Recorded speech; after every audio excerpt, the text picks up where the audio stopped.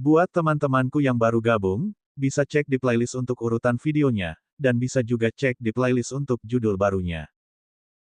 Bab 322. Yu Huasen dan Little White kembali. Yu Huasen memulai perjalanannya kembali segera setelah Lu Li memecahkan jimat batu giok. Namun, Lu Li dan Ming Yu telah mengambil jalan memutar begitu banyak sehingga Yu Huasen membuat upaya yang cukup untuk mengejar ketinggalan meskipun Lu Li telah meninggalkan bekas di sepanjang jalan.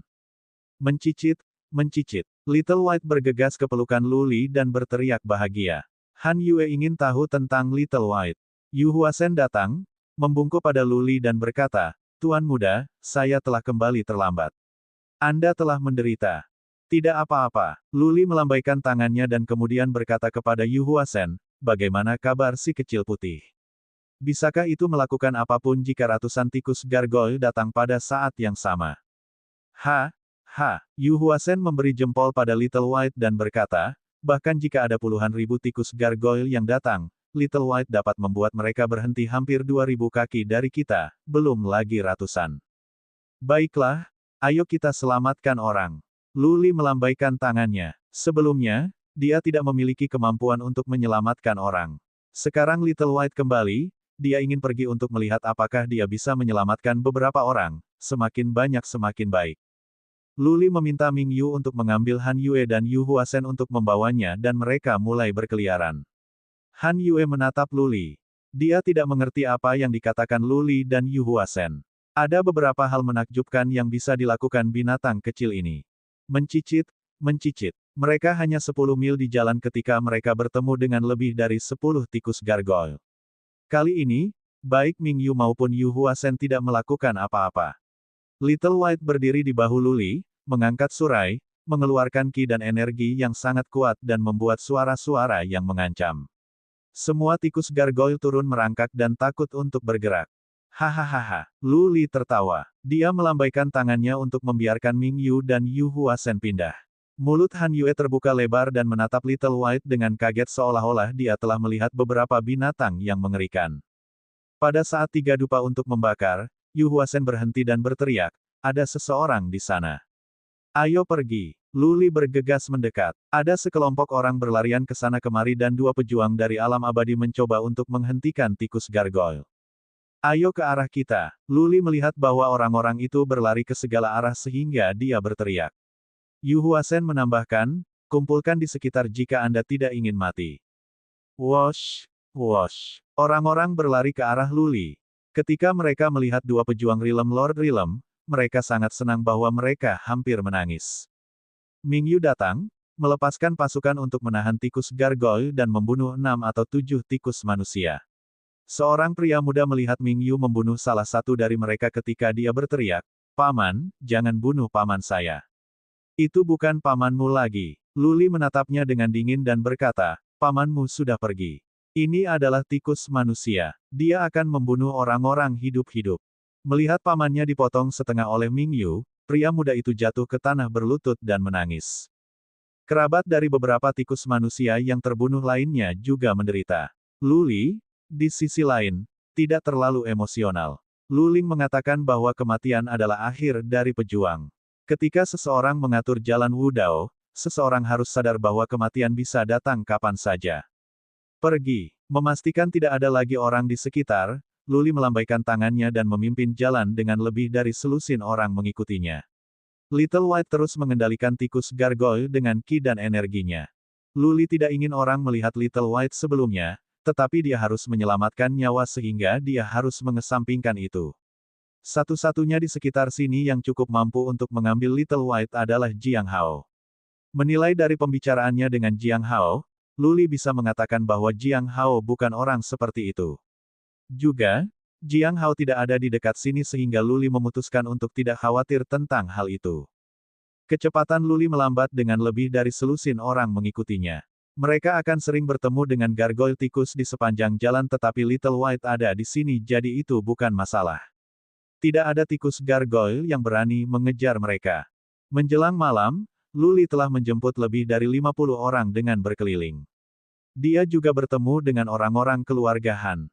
2 tuan muda selamat tetapi hanya setengah dari keluarga Han hidup. Pertempuran itu tragis. Ada banyak gua hantu yang meletus di sepanjang jalan.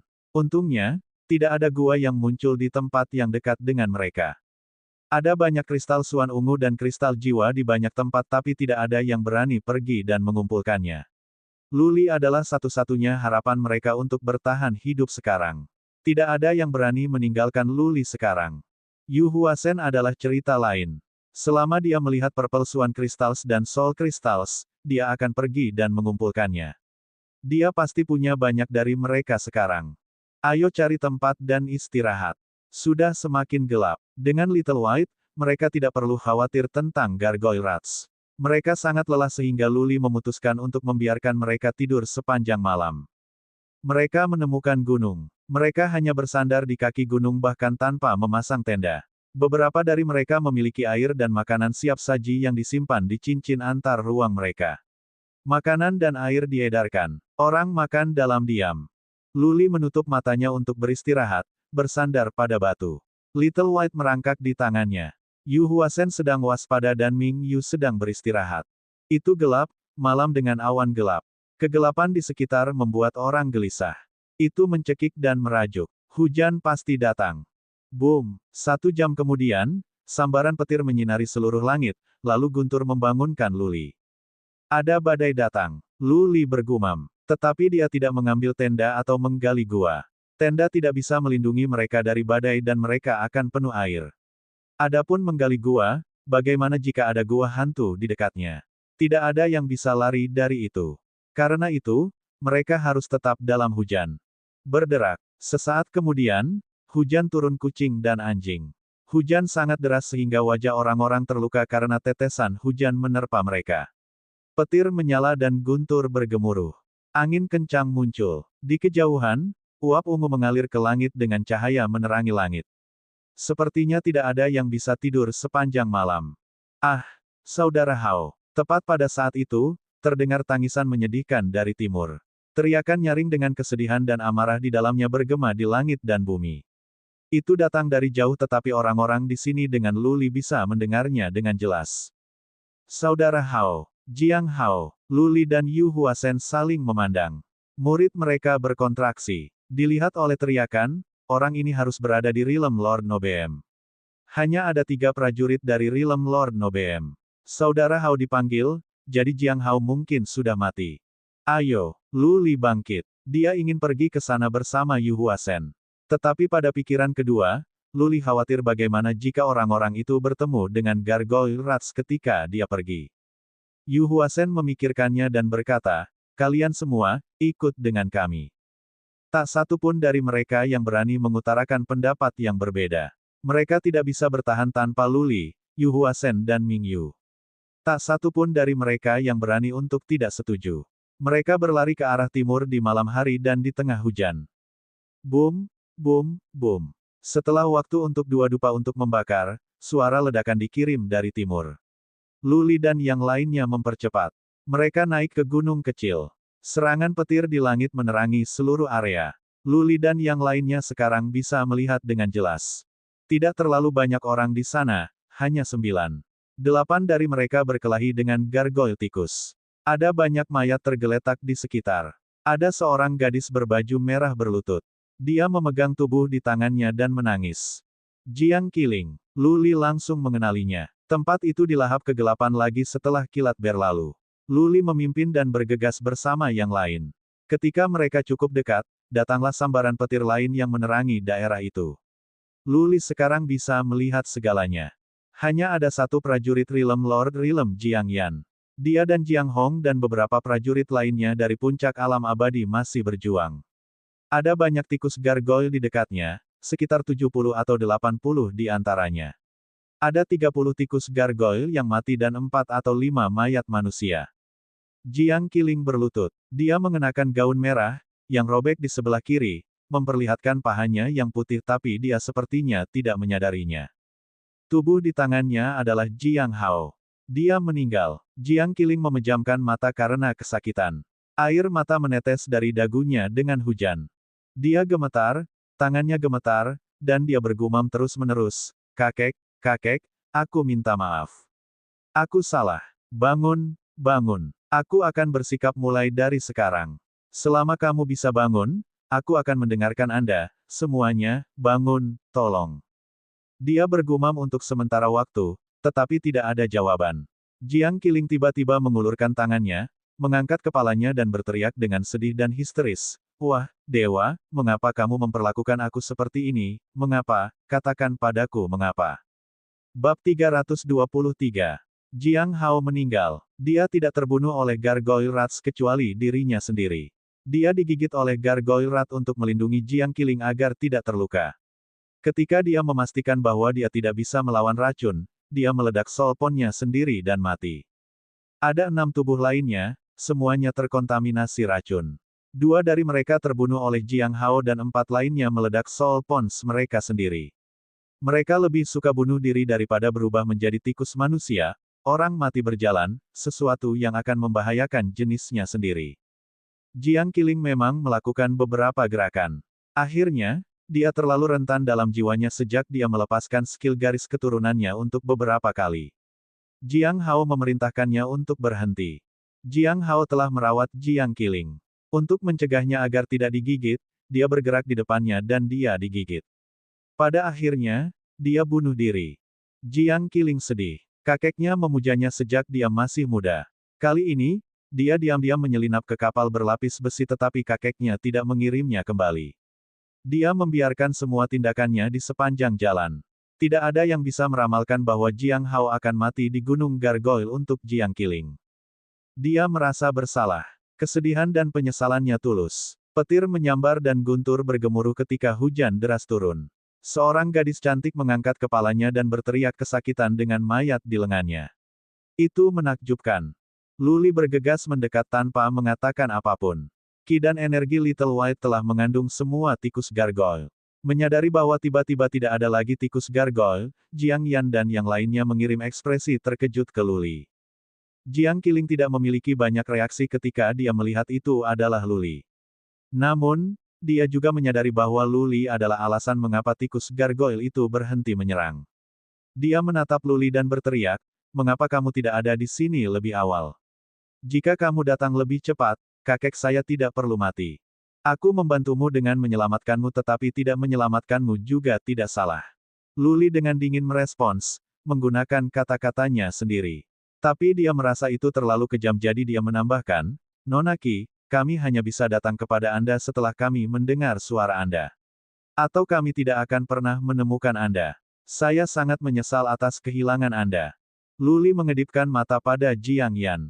Yang terakhir mengerti dan dia bergegas dan menjatuhkan Jiang Qiling. Dia sudah agak gila. Sekarang dia sangat kesal, dia mungkin bunuh diri jika dia tetap sadar. Semua mayat disimpan di Interspatial Rings untuk dibawa kembali ke pemakaman yang layak. Tidak ada ventilasi di cincin sehingga tubuh tidak cepat binasa. Tak satu pun dari tikus gargoyle bisa bergerak di bawah kendali Little White. Luli dan yang lainnya dengan cepat pergi. Mereka menemukan sebuah bukit kecil di mana mereka bisa beristirahat sebentar. Luli mengetahui bahwa pejuang lain dari alam mulia, Jiang Ming, sedang meliput mundur mereka dan dia tidak bisa dihubungi. Dia belum menyusul, yang badannya sakit bukannya sehat. Seorang prajurit dari alam abadi dengan Jiang Yan secara halus mengajukan pertanyaan, jika Luli bisa mengendalikan tikus gargoyle, lalu mengapa dia tidak melakukan apapun di lembah? Jika dia melakukannya, tidak akan ada banyak korban. Karena Little White tidak ada di lembah. Luli menatap pria ini dengan santai dan menjelaskan. Sekilas kedinginan muncul di mata Yu Huasen dan Ming Yu. Jiang Yan memarahi pria itu dan dia meminta maaf. Luli tidak keberatan. Dia tidak merasa bersalah karena begitu banyak orang telah meninggal. Kapal besi lapis baja bukan miliknya. Sebaliknya, Pavilion of Delicacy memiliki kewajiban untuk melindungi mereka karena mereka semua membayar Swan Crystals. Luli bukan dewa. Dia tidak memiliki tanggung jawab dan kewajiban untuk melindungi orang. Di dunia ini, ada orang yang sekarat kapan saja. Berapa banyak yang bisa dia lindungi semuanya? Berapa banyak yang bisa dia tabung? Hujan terus mengguyur. Mereka diam-diam duduk di tengah hujan sepanjang malam. Hujan berhenti saat fajar menyingsing. Menjelang pagi, Luli dan yang lainnya mulai mencari yang selamat lainnya setelah makan sesuatu. Jiang Qiling masih tidak sadarkan diri. Apa yang terjadi semalam terlalu mengejutkan baginya. Pikiran dan jiwanya terpengaruh sehingga dia tidur selama ini. Luli dan yang lainnya menemukan hampir 100 orang setelah pencarian sehari. Secara keseluruhan, ada kurang dari 200 yang selamat. Mereka telah mencari beberapa waktu sekarang sehingga tidak mungkin ada banyak yang selamat lainnya. Mereka berkemah pada malam hari. Di tengah malam, Jiang Qiling akhirnya terbangun. Kali ini, dia tidak menangis atau berteriak. Setelah dia bertanya tentang beberapa pertanyaan, dia memeluk lututnya dan menangis sendiri. Dia menangis selama 2 jam sebelum pingsan lagi. Keesokan harinya, mereka melanjutkan pencarian dan menemukan lebih dari 10 orang. Mereka melihat banyak tikus manusia selama hari-hari ini dan banyak mayat. Jiang Ming mungkin salah satu mayat, atau mungkin tidak. Pada malam hari, Luli menemukan sebuah lembah kecil. Dia memutuskan untuk tinggal di sini. Mereka sudah mencari 2 hari sekarang. Mereka yang tidak dapat ditemukan pasti sudah mati sekarang. Tidak ada artinya membiarkan begitu banyak orang melanjutkan pencarian dan penyelamatan. Luli mulai mengolah dan mengkonsumsi kristal jiwa. Yu Huasen berkeliaran di daerah terdekat untuk mengumpulkan lebih banyak kristal suan ungu dan kristal jiwa. Ming Yu tetap tinggal untuk melindungi Luli, dan si putih kecil juga tinggal.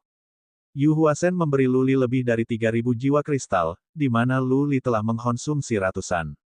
Secara total, ia memiliki lebih dari 4.000 jiwa kristal sekarang, cukup untuk digunakan untuk waktu yang lama.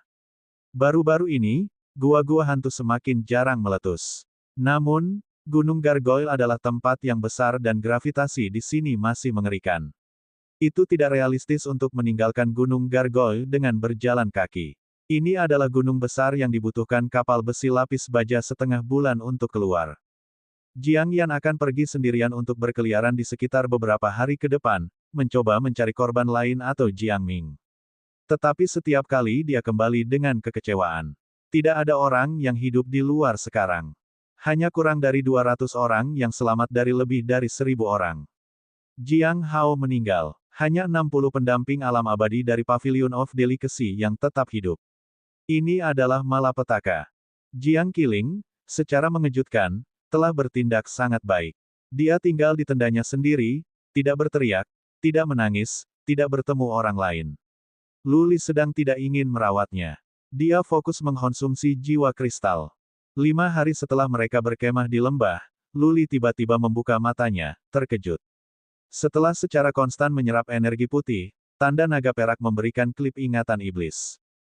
Lebih penting lagi, dalam klip ini, ada semua pengetahuan setan tentang mirror image mendalam arti, dan bagaimana itu dapat diintegrasikan dengan apparition. Luli sangat gembira. Makna mendalam adalah sesuatu yang tidak bisa dijelaskan dengan kata-kata, tetapi sekarang dia memiliki ingatan yang lengkap tentang ini, lebih mungkin baginya untuk memahami makna mendalam. Luli sudah menemukan jawabannya. Akan sulit untuk benar-benar mempelajari keterampilan iblis ini tanpa memahami arti mendalam cermin gambar. Dia telah mengkonsumsi begitu banyak kristal jiwa hanya untuk saat ini. Dia tidak menyangka bahwa tanda naga perak akan benar-benar memberinya sebagian dari ingatan iblis itu. Luli menjernihkan pikirannya dan mulai belajar dari ingatan iblis dan mencoba berintegrasi dengan penampakannya sehingga dia akhirnya bisa melepaskan keterampilan yang kuat itu. Yang telah dibilang, dia baru berkultivasi selama setengah hari ketika dia mendengar langkah kaki tergesa-gesa di luar tendanya. Kemudian seorang pengawal Pavilion Delicacy berteriak dari luar, "Tuan Muda Lu, Nyonya Qi sedang berusaha bunuh diri. Komandan ketiga meminta Anda bunuh diri." Luli membuka matanya. Dia tidak mau pergi, tetapi pada pikiran kedua, dia bangkit dan pergi keluar. Dia mengikuti pengawalan ke tenda Jiang Qiling. Sudah ada banyak orang di sana. Luli berjalan ke tendanya. Wajahnya pucat seperti selembar kertas. Dia telah memotong pergelangan tangannya. Dia meletakkan pergelangan tangannya ke dalam stoples yang berisi Bloody Rose pada awalnya. Sekarang tabung itu memiliki darah di dalamnya dan darah tumpah. Jiang Qiling belum pingsan, tapi matanya kosong, seolah-olah dia telah kehilangan jiwanya.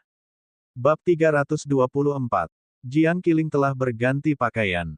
Dia mengenakan pakaian putih, dan rambutnya diikat dengan pita putih. Tidak ada perhiasan di atasnya. Dia mengenakan gaun berkabung. Luli bisa mengatakan bahwa Jiang Qiling telah memutuskan untuk bunuh diri dengan menghakimi dengan tatapan kosongnya. Jika ini tidak ditangani dengan cara yang benar, dia masih akan mencari cara untuk mengakhiri hidupnya bahkan jika dia tidak bisa mati kali ini. Jiang Hong berdiri di sampingnya, dengan perban dan pelet penyembuhan di tangannya, tetapi ia takut untuk bergerak. Melihat bahwa Luli telah datang, Jiang Hong memberanikan diri untuk meraih tangan Jiang Qiling, berusaha menghentikan pendarahan. Jiang Qiling bergerak, tetapi tidak di tangannya. Dia mengangkat kepalanya dan melirik Jiang Hong. Sekilas sekali, kosong, dingin, menakutkan, tidak ada jejak emosi. Jiang Hong tidak memiliki status yang sangat tinggi di keluarga Jiang. Dia membeku setelah pandangan Jiang Qiling dan dia melihat ke arah Luli untuk meminta bantuan.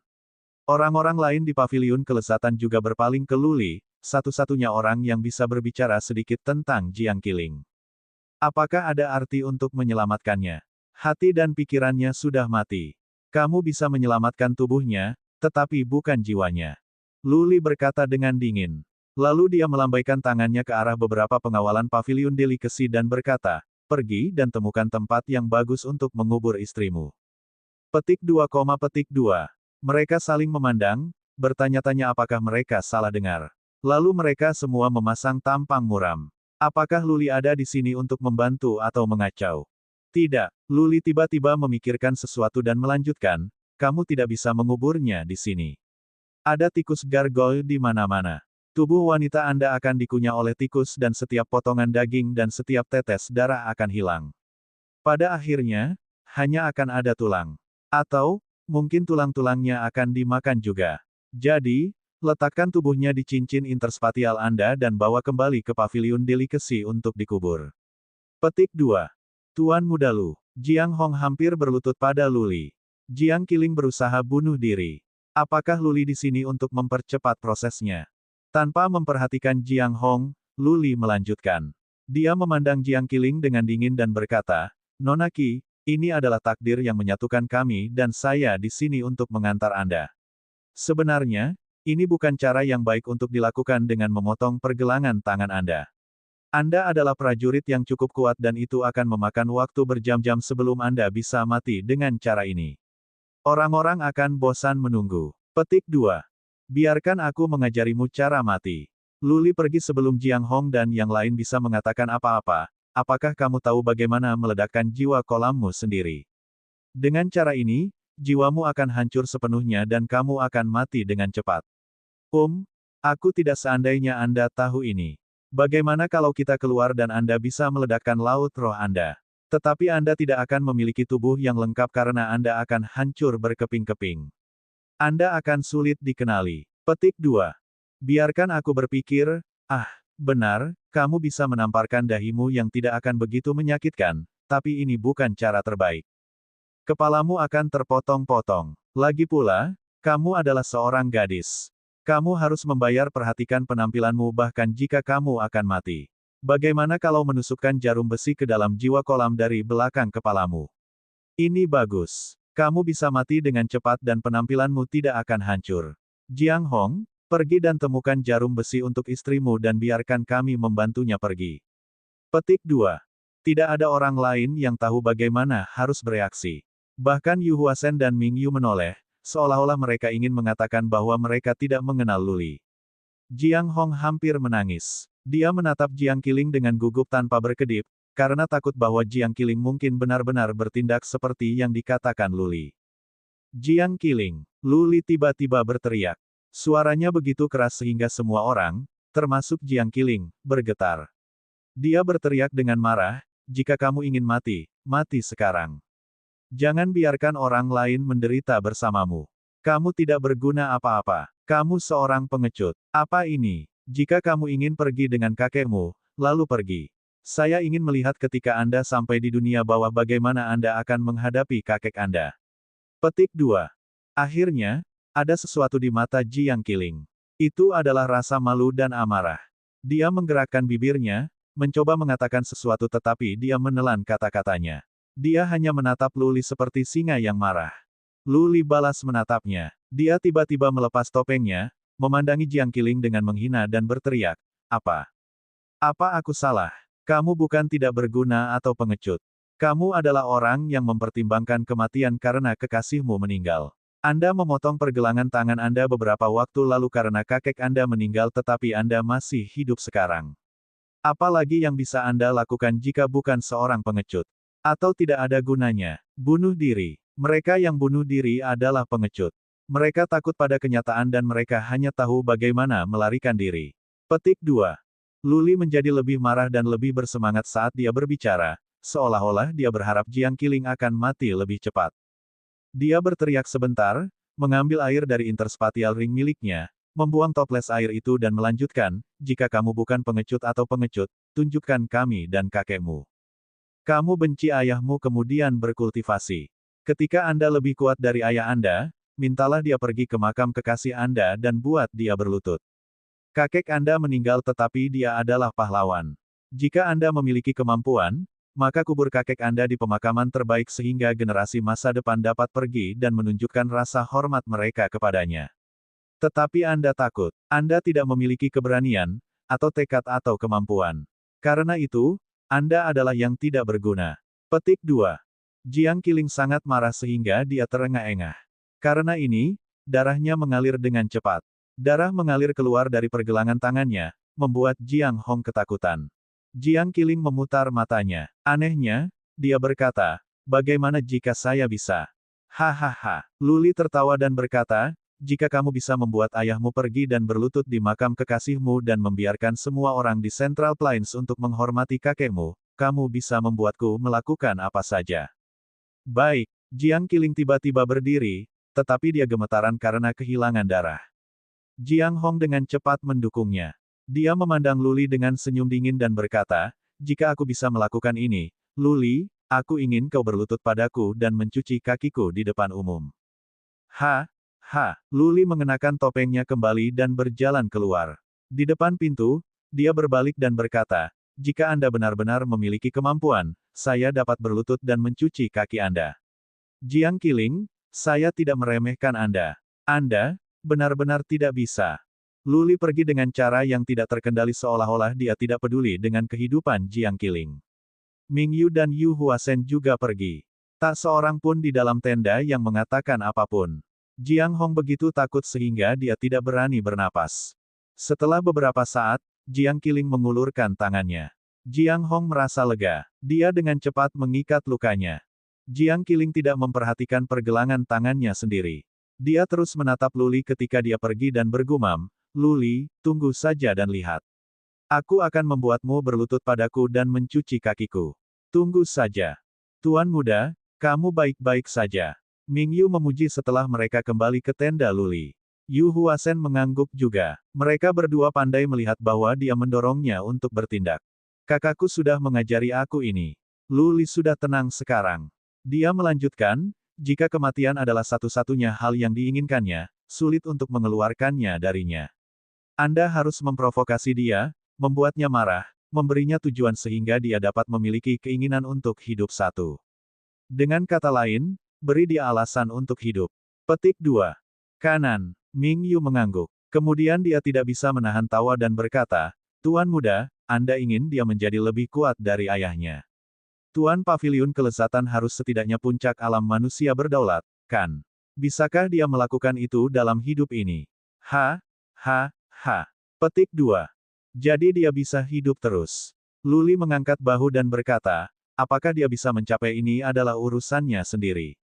Apakah dia bisa bergerak dan bekerja keras dan membidik tinggi juga terserah padanya. Aku punya barang sendiri. Ketika Paviliun Kelezatan mengirim orang ke sana, kita akan pergi. Little White telah terlihat. Kita tidak bisa pergi dengan yang lain sekarang. Petik 2. Bab 325. Mengembalikan tindakan murah hati orang lain dengan permusuhan adalah hal yang biasa. Little White sangat kecil. Itu pasti tidak dilahirkan untuk waktu yang lama tetapi itu sudah bisa mengendalikan tikus gargoyle. Dengan perhitungan itu, Little White harus setidaknya peringkat ke-6 atau bahkan mungkin ke-7. Jika Little White benar-benar berada di peringkat ke-7, itu akan menjadi Beast King. Setelah itu tumbuh, itu akan sekuat prajurit di alam sovereign manusia, jika tidak lebih kuat. Lebih penting lagi, Little White telah bertindak cukup baik. Sudah jinak sejak awal. Kemungkinan hal ini terjadi, pastinya kecil. Keluarga atau kekuatan apapun akan menginginkannya. Little White berarti binatang buas untuk perlindungan bagi mereka. Swan Beast biasanya bisa hidup sangat lama. Semakin tinggi pangkatnya, semakin lama harapan hidup binatang buas. Bahkan jika Little White hanya di peringkat ke-6, itu bisa dengan mudah hidup selama ribuan tahun. Jika Little White berada di peringkat ke-7, maka setiap keluarga atau kekuatan yang memiliki Little White dapat makmur selama ribuan tahun tanpa khawatir. Tentu saja, ini semua ada di kepala Luli. Mungkin dia terlalu memikirkan orang-orang itu. Perhatian adalah induk keselamatan. Luli masih memutuskan untuk pergi begitu cadangan dari Pavilion of Delicacy tiba. Gua-gua hantu telah meletus lebih jarang dan gravitasi berkurang. Segera setelah gravitasi kembali normal, mereka dapat dengan mudah pergi dan kemudian menemukan kota yang akan diteleportasi ke Mystic Armor City. Hari-hari berikutnya sepi. Jiang Qiling tidak pernah melakukan hal-hal buruk lagi. Dia telah beristirahat dan pulih dengan tenang. Dia bahkan menghabiskan beberapa waktu dalam budidaya pintu tertutup. Luli telah memberinya 2 tujuan, alasan baginya untuk hidup. 2 gol itu telah menginspirasi Jiang Qiling, membuatnya enggan menyerah. Begitu keyakinan ini terbentuk di kepalanya, dia bisa berkultivasi dengan sangat cepat mengingat betapa berbakatnya dia. Yu Huasen akan pergi untuk mengumpulkan kristal Suan ungu dan kristal jiwa sering tetapi tidak ada banyak yang dekat lagi. Luli tidak khawatir tentang dia. Luli telah fokus pada mencoba memahami klip ingatan iblis yang dikirim oleh tanda naga perak. Luli sangat bersemangat sehingga dia mendapatkan metode untuk memahami arti makna cermin yang mendalam dan bagaimana mengintegrasikannya dengan penampakan. Bagaimana dia ingin menguasainya sekaligus.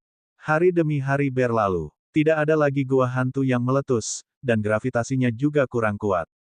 Orang-orang dari Pavilion of Delicacy harus segera tiba. Luli hanya keluar dari kultivasi 1 kali. Dia meminta Yu Huasen untuk mengawasi apakah cadangan dari Pavilion Delicacy tiba sehingga mereka bisa pergi kapan saja. 3 hari kemudian, jimat batu giok di tangan Ming Yu pecah. Dia membangunkan Luli sekaligus. Luli membuka matanya, mengetahui bahwa para prajurit dari Pavilion Kelezatan ada di sini dan bahwa sudah waktunya bagi mereka untuk pergi. Luli meninggalkan surat dan berjalan keluar bersama Ming Yu. Ming Yu mengambil kereta kemana mereka berdua naik. Kereta itu diaktifkan dan segera menghilang. Ah, Tuan Muda Lu sudah pergi. Tuan Muda Lu sudah pergi. Luli dan Ming Yu pergi begitu cepat sehingga orang lain tidak menyadarinya. Mereka hanya berteriak kaget setelah kereta itu menghilang ke udara. Jiang Hong bergegas keluar, mengirim kekuatan psikisnya untuk mencari mereka. Namun, mengingat gravitasi tidak kuat dan kereta cepat, dia tidak bisa merasakannya lagi. Tuan Muda Lu, Jiang Hong dengan cemas berteriak. Jiang Qiling khawatir dan dia berjalan keluar. Dia mengirim ke tenda Luli, tampaknya tidak khawatir. Dia bergumam pada dirinya sendiri ketika dia menemukan surat di tempat tidur, bagus untukmu.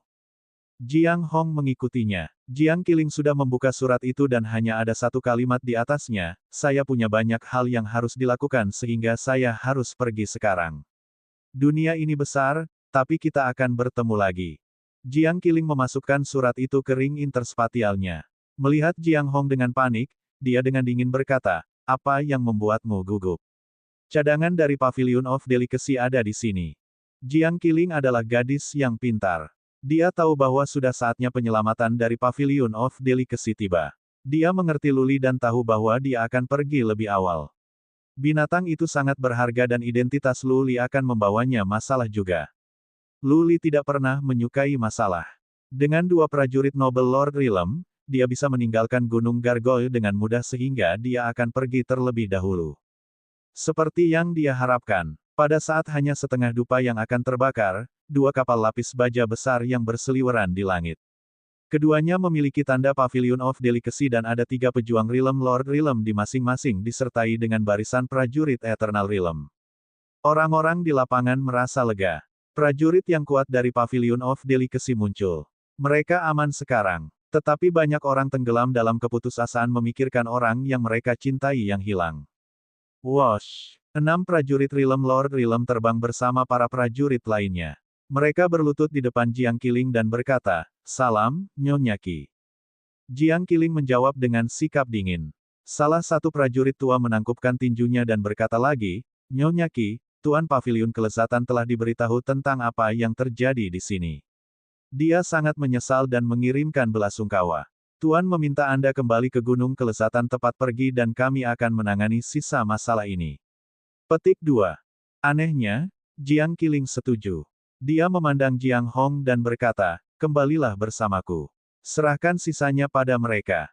Tubuh Jiang Hao disingkirkan oleh Jiang Hong. Dia mengangguk dan naik ke salah satu kapal besi dengan Jiang Qiling, diikuti oleh 3 prajurit Rilem Lord Rilem dan beberapa prajurit lainnya. Kapal lapis baja datang khusus untuk Jiang Qiling. Dengan cahaya, kapal berbelok ke barat dan terbang jauh. Jiang Qiling berdiri di geladak di belakang, memandang ke timur dan bergumam, sampai jumpa lagi, Luli.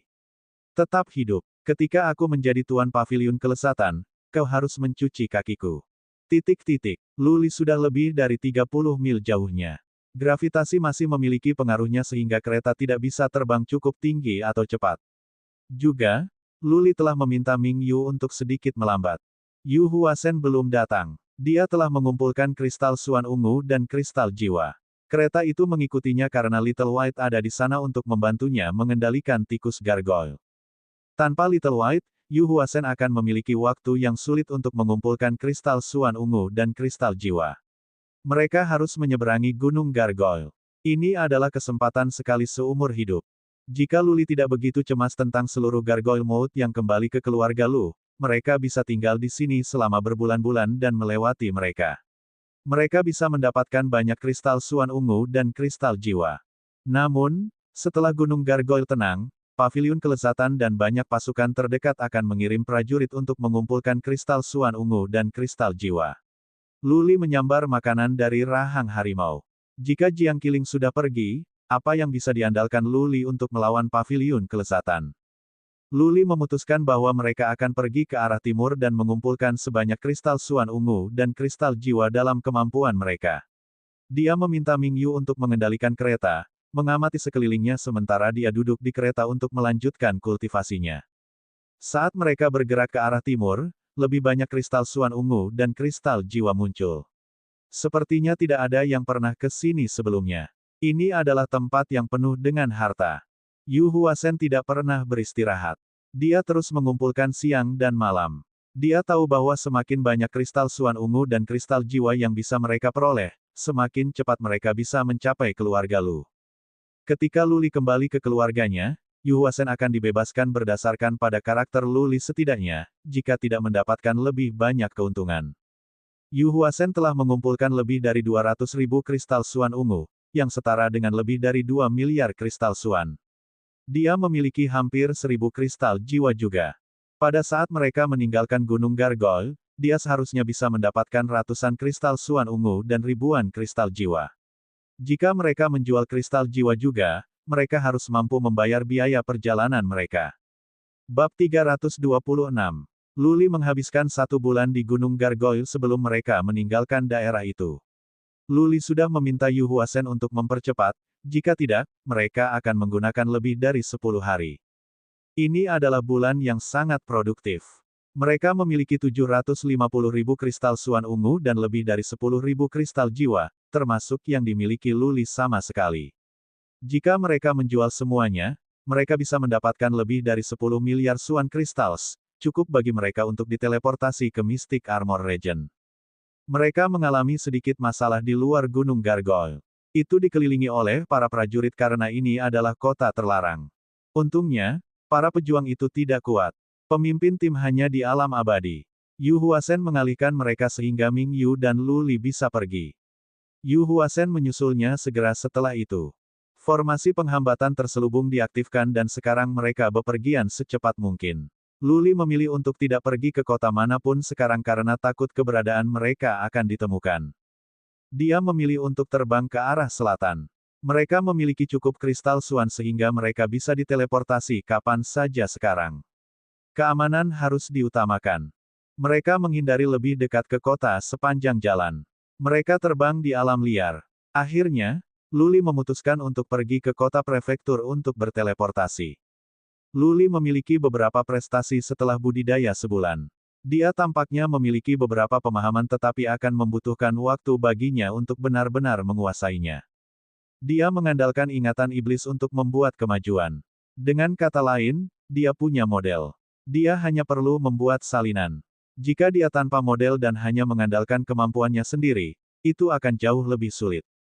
Ada alasan mengapa makna mendalam sangat sulit untuk dipahami. Mereka terus terbang dan berkultivasi. Mingyu dan Yu Huasen bergiliran mengendalikan kereta, dan perjalanan itu damai. 10 hari kemudian, mereka akhirnya tiba di kota prefektur. Luli ingin masuk langsung tetapi Yu Huasen masuk terlebih dahulu untuk melihat-lihat karena dia bersikeras bahwa mereka harus berhati-hati. Luli dan Ming Yu memasuki kota setelah Yu Huasen mengkonfirmasi keamanannya. Hanya Luli yang memakai topeng hantu. Begitu mereka masuk, Yu Huasen tidak membawa mereka ke formasi teleportasi sekaligus. Mereka pergi ke kedai untuk tinggal sebentar. Yu Huasen berkeliaran dan membawa kembali 3 topeng. Topeng semacam ini disebut topeng ilusi, lebih baik daripada topeng golem mitral. Tentu saja, prajurit di puncak Realm Lord Mulia masih bisa melihat melalui topeng semacam ini. Apa yang luar biasa tentang topeng baru ini adalah bahwa topeng itu tidak terlihat seperti topeng, tetapi kulit.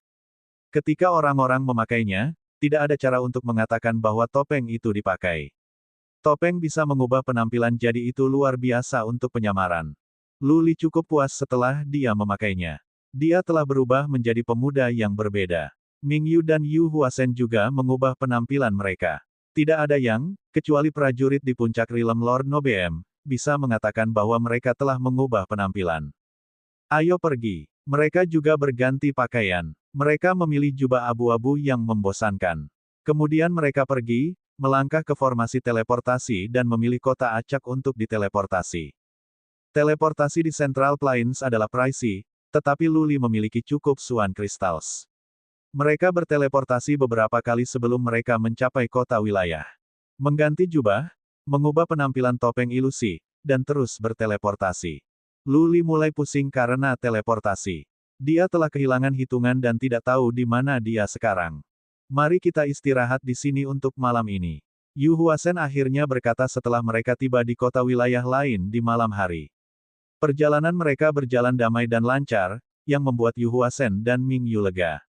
Mereka harus beristirahat malam setelah diteleportasi puluhan kali. Mereka menemukan sebuah kedai minuman dan memeriksa kamar yang sama. Luli pulih setelah beristirahat selama 2 jam di kedai.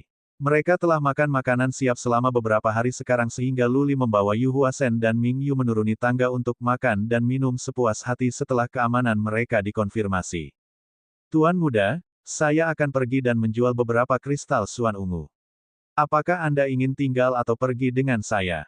Yu Huasen bertanya setelah makan malam. Luli memutuskan untuk pergi keluar untuk melihat seperti apa Central Plains. Mereka telah melewati puluhan kota di sepanjang jalan, tetapi mereka tidak pernah memandang mereka dengan cermat. Meninggalkan kedai minuman, ketiganya pergi ke alun-alun dengan kunci rendah. Sepertinya tidak ada yang memperhatikan mereka. Luli mengamati sementara dia melihat sekeliling. Segera, dia terkejut. Dia melihat ke kejauhan dan berkata, "Lihat yang itu." Yu Huasen dan Ming Yu melihat ke atas dan mereka juga terkejut. Orang itu memiliki 2 kepala. Ada banyak balapan khusus di Central Plains, tetapi itu adalah pertama kalinya Luli, Yu Huasen, dan Ming Yu pernah melihat balapan dengan 2 kepala. Tetapi orang-orang lain sepertinya cukup terbiasa dengan ini. Pria berkepala 2 itu sepertinya tidak bertindak berbeda. Di sana, Yu Huasen berteriak dengan suara rendah. Luli dan Ming Yu kembali terkejut. Ada seorang wanita bertubuh ramping yang terbangun. Dia mengenakan topi bambu sehingga wajahnya tidak terlihat, tetapi ada ular berwarna-warni padanya, setidaknya lusinan.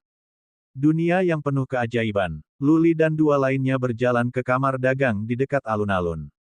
Mereka bertanya sekitar dan ditunjukkan ke kamar samping oleh seorang pelayan melalui pintu di sebelah kiri.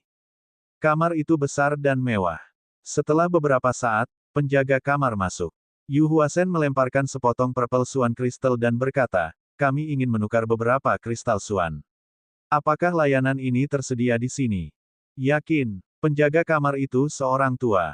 Dia menjawab sambil tersenyum, 1 kristal swan ungu untuk 9.500 kristal swan. Kami bisa mendapatkan semua yang Anda inginkan.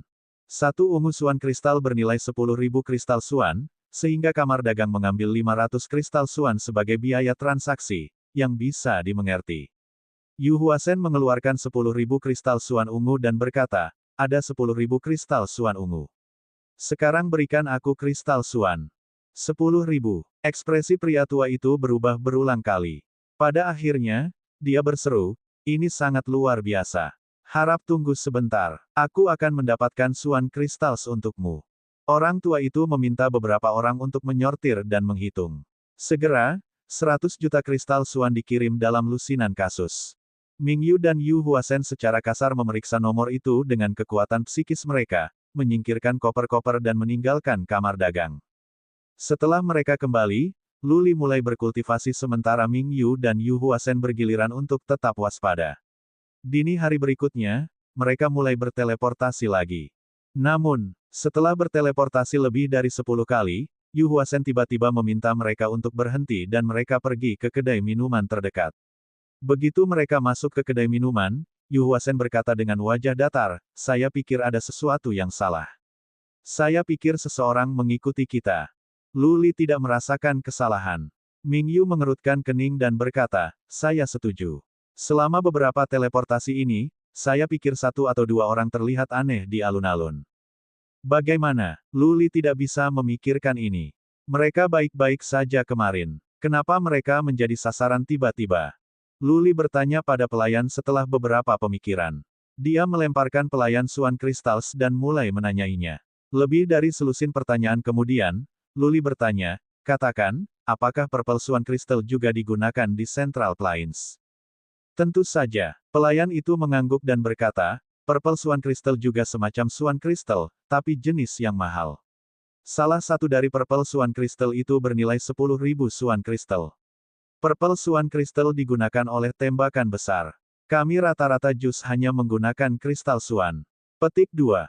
Tidak heran, Lu Li, Yu Huasen, dan Ming Yu saling memandang dan tersenyum pahit. Mereka begitu konyol berdagang dengan purple suan crystals secara langsung. Mereka berdagang dengan 10.000 kristal suan ungu sekaligus. Mereka menjadi sasaran empuk dan identitas mereka dapat diketahui. Apa yang harus kita lakukan sekarang? Lu Li melambaikan tangannya untuk melepaskan pelayan dan dia bertanya pada Yu Huasen. Mereka yang menjadi sasaran bukanlah masalah besar sekarang. Yang penting sekarang adalah beberapa keluarga besar bergabung dengan mereka. Mereka memiliki prajurit kerajaan Noble Lord dan mereka masih menjadi sasaran. Maka keluarga di belakang ini harus setidaknya dari peringkat ke-6. Jika itu adalah keluarga tingkat 7, maka itu akan sangat merepotkan. Entah itu untuk harta peti mati Raja Naga, atau kristal suan ungu dan kristal jiwa yang mereka dapatkan di Gunung Gargoyle, atau Little White, hanya masalah waktu sebelum mereka harus bertarung dengan keluarga manapun yang berada mengejar mereka. Bab 327. Bukan pasukan peringkat ke-7. Yu Huasen segera melakukan pengurangan setelah beberapa saat. Dia mengambil peta Central Plains, menunjuk ke sana dan berkata, kita sekarang berada di timur laut dari Central Plains. Kita sekarang berada di dalam wilayah Istana Roar Surga, salah satu dari 12 kota kerajaan. Keluarga peringkat ke-7 mengejar kita, mereka akan mengambil tindakan sekarang. Petik 2. Lu Li dan Ming Yu percaya padanya. Ada dua keluarga peringkat 7 yang berafiliasi dengan Heaven's Roar Palace. Jika salah satu dari dua keluarga ingin melakukan sesuatu, mereka akan melakukannya tanpa harus mempertimbangkan Pavilion Delicacy. Yu Huasen memikirkannya dan melanjutkan, jika demikian, itu pasti keluarga kelas 6 di sisi timur laut. Mungkin kita tidak berada di wilayah keluarga itu. Mereka takut mereka akan memperingatkan kita sehingga mereka mengirim beberapa prajurit ke ikuti kami. Begitu kami masuk ke wilayah mereka, mereka akan membuat langkah terakhir dan menjatuhkan kami. Petik 2. Karena mereka sekarang berada dalam lingkup pengaruh Istana Roar Surga, keluarga peringkat ke-6 dari utara tidak akan melewati batas dan mengambil Lu Li. Oleh karena itu harus menjadi keluarga peringkat ke-6 di timur laut. Ada banyak keluarga peringkat ke-6 di timur laut. Ada 9 dari mereka, 5 lebih dari jumlah keluarga peringkat ke-6 yang berafiliasi dengan Pavilion of Delicacy.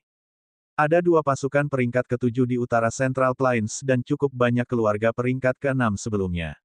Namun, karena perang antara 2 pasukan peringkat ke-7, yang juga diikuti oleh beberapa keluarga peringkat 6, setiap pihak menderita kerugian besar dan keluarga peringkat ke-6 dikurangi menjadi pasukan peringkat 5. Tidak mudah untuk mengatakan keluarga mana dari 9 keluarga peringkat 6 yang ada di keluarga mereka. Luli dan dua lainnya hanya mengetahui nama-nama keluarga tingkat 6-9, tetapi bukan lokasi mereka. Jika mereka teleport dengan gegabah, mereka akan mengirim diri mereka sendiri ke kematian begitu mereka berada di wilayah keluarga itu. Bagaimana tentang petik 2? Luli berkata setelah beberapa pemikiran, kita akan berteleportasi ke selatan dan pergi ke pusat dataran tengah dan sampai ke wilayah armor mistik melalui timur. Tak berarti. Yu Huasen menggelengkan kepalanya dan berkata, musuh mengambil tindakan rahasia. Mereka banyak akal tetapi hanya ada kita bertiga. Kemanapun kita pergi, kita akan mengikuti. Kita harus mencari tahu siapa mereka sekarang. Yu Huasen pernah menjadi patriark keluarga dari keluarga tingkat 5, salah satu penguasa kerajaan surga marsial. Luli dan Ming Yu tidak memiliki cara dan kebijaksanaan yang sama dengan Yu Huasen. Luli melihat bahwa Yu Huasen pasti sudah punya rencana, jadi dia menunggu dalam diam. Ketika kita meninggalkan kedai minuman, kita harus bergegas keluar kota sekaligus. Yu Huasen berkata dengan suara rendah, ketika kita keluar, Ming Yu, kamu pergi dan bersembunyi. Kita akan bergegas. Ming Yu, kamu akan menjatuhkan siapapun yang mengikuti kita dan kemudian kita dapat memanggang nama keluarga keluar dari mereka. Petik 2. Memikat ular keluar dari sarangnya. Baiklah, Luli dan Ming Yu mengangguk. Mereka menyamar dan berjalan keluar setelah mereka membahasnya. Begitu mereka meninggalkan kedai minuman, mereka pergi ke kerumunan dan bergegas keluar. Ketika mereka keluar dari kota, mereka melesat. Ming Yu diam-diam pergi ke bukit kecil untuk bersembunyi setelah dia berlari sekitar 3 mil. Luli dan Yu Huasen bergegas. Wosh! Tidak terlalu lama setelah itu, kedua pengintai itu menyusul mereka. Kedua pengintai itu benar-benar terampil, harus diakui. Mereka lebih kuat daripada pengintai dari Gurun Utara. Kedua pengintai itu pasti telah mengembangkan beberapa keterampilan Suan khusus. Mereka secepat angin dan tanpa jejak. Mereka akan memanfaatkan bukit, pohon, dan batu untuk bersembunyi. Mereka tidak membuat suara di sepanjang jalan. Meskipun mereka hanya berada di alam roda takdir, mereka secepat pejuang alam abadi. Ming Yu bersembunyi di balik bukit. Dia tidak menggunakan kekuatan psikisnya. Dia hanya mengandalkan kekuatan sensasionalnya. Segera setelah kedua pengintai itu cukup dekat, dia melepaskan force untuk menampungnya. Yu Huasen telah meminta Ming Yu untuk mengambil tindakan alih-alih dia karena pasukan Ming Yu dapat berisi prajurit dari alam rendah. Ming Yu bergerak, menamparkan kepala pengintai dan menjatuhkan mereka. Kemudian dia mengejar Luli dengan cepat, membawa dua pengintai. Yu Huasen dan Luli sedang menunggu Ming Yu beberapa mil di depan. Melihat Ming Yu telah menyusul, Yu Huasen mengambil Luli dan bergegas ke pegunungan di dekatnya. Yu Huasen meminta Ming Yu dan Luli untuk beristirahat setelah mereka jauh ke pegunungan. Yu Huasen keluar untuk memastikan tidak ada lagi pengintai yang mengikuti mereka. Setelah kembali, dia mengambil dua pelet dari cincinnya dan mengumpankannya ke dua pengintai setengah baya. Apa itu? Luli menatap Yu Huasen dengan rasa ingin tahu. Yu Huasen terkikik dan menjawab, jiwa pelet sekarat. Jiwa mereka akan menderita kesakitan karena digigit ribuan serangga setelah mereka mengambil pelet. Rasa sakitnya sangat menyiksa. Kami sering menggunakan pelet ini di Gurun Utara untuk meminta informasi dari tahanan. Petik 2. Ming Yu mengangguk untuk menunjukkan bahwa dia telah mendengar tentang pelet. Yu Huasen memberi isyarat kepada Ming Yu agar dia siap menampung dua pengintai dengan force untuk mencegah mereka melakukan bunuh diri. Setelah beberapa saat, kedua pengintai itu bangun. Mereka terbangun dari rasa sakit pelet jiwa-jiwa. Begitu keduanya bangun, mereka memeluk kepala mereka dan berguling-guling. Ming Yu melepaskan force agar mereka tidak bisa bergerak. Mereka harus menanggung rasa sakit ribuan serangga menggigit jiwa mereka. Ah! Segera, keduanya berteriak kesengsaraan. Wajah mereka berubah. Darah memancar keluar dari mata, hidung, telinga dan mulut mereka dan mereka gemetar. Ming Yu terus melepaskan force tanpa emosi. Setelah waktu untuk dua dupa untuk membakar, dua pengintai hampir gila. Baiklah sekarang, Yu Huasen mengambil salah satu pengintai dan berjalan ke kejauhan, meninggalkan yang lain untuk Ming Yu. Luli tinggal bersama Ming Yu. Luli mengerti mengapa Yu Huasen melakukannya.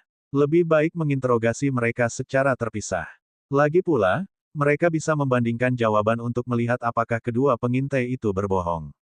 Ming Yu menginjak dada pramuka, menatapnya dengan dingin dan berkata, pada saat satu dupa untuk membakar, pelet jiwa-jiwa akan bertingkah lagi.